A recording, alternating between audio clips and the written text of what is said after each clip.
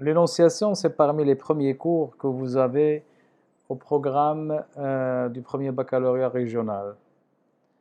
Parce que quand on parle de l'énonciation, il ne faut pas avoir l'amalgame. Donc je vais essayer de ne pas pousser l'explication à un niveau supérieur, comme ça vous essayerez de me suivre. Il faut savoir qu'il y a une différence entre la phrase, l'énoncé et la proposition. Quand on parle de la phrase en français, la phrase française obéit à l'ordre suivant, SVO, sujet, verbe, complément. Quand on parle de la phrase, ce n'est que l'usage théorique. Par contre, quand on parle de l'énoncé, c'est la phrase dans un contexte. Et quand on parle de la proposition, c'est ce que vous avez étudié en troisième année collège, c'est l'étude logique de la phrase. Ainsi, vous pouvez parler de la proposition indépendante, des propositions subordonnées, des relatives, des complétives, des conjonctives, ainsi de suite. Nous, on va s'intéresser dans ce cours-là à l'énoncé. Quand je dis, à titre d'exemple, quand je dis Ali regarde la télévision. Ali regarde la télévision.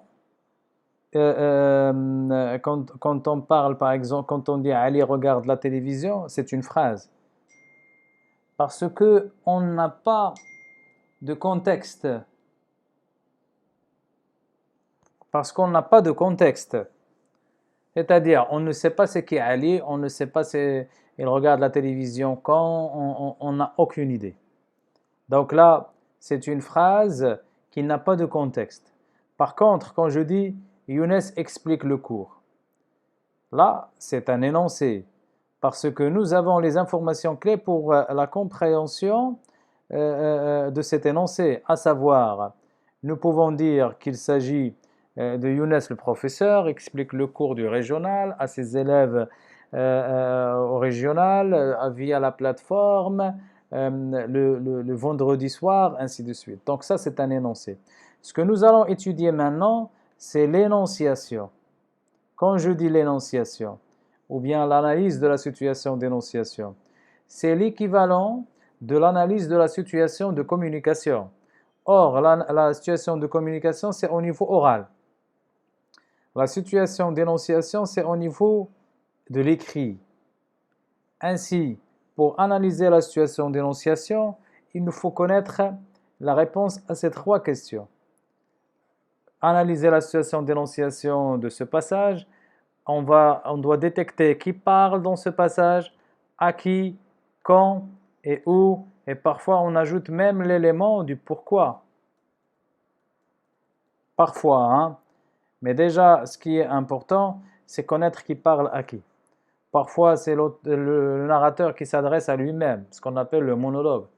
Parfois, c'est le narrateur qui s'adresse à lui-même, mais qui s'adresse aussi en même temps au lecteur, ce qu'on appelle la double énonciation. Donc, quand on vous pose la question, analysez la situation d'énonciation de ce passage, il faut que vous repériez ces éléments clés, à savoir qui parle à qui, quand, où et pourquoi. Si vous repériez que qui parle à qui, c'est déjà, vous avez la réponse. Donc, c'est ce qu'on appelle l'analyse de la situation d'énonciation. Après, quand on nous pose la question quel type d'énoncé, il faut savoir qu'il y a deux types d'énoncés. Un énoncé coupé et un énoncé ancré.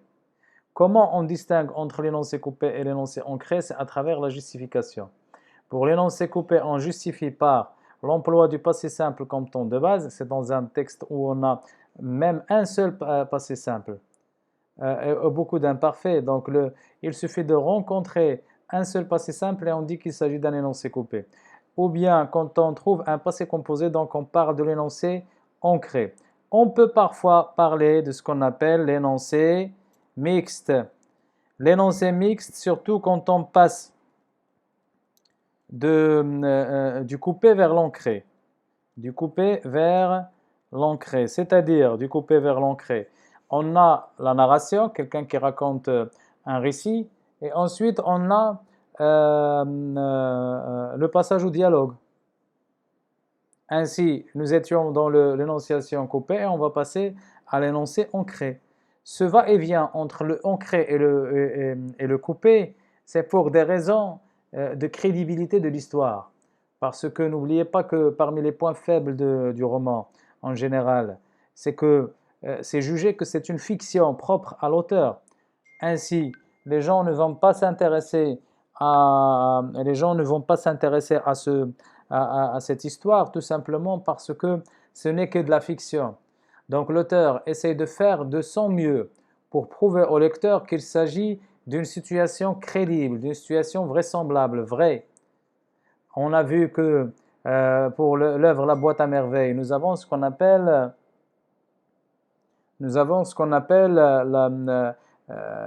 le pacte de sincérité ou le pacte autobiographique au chapitre 1.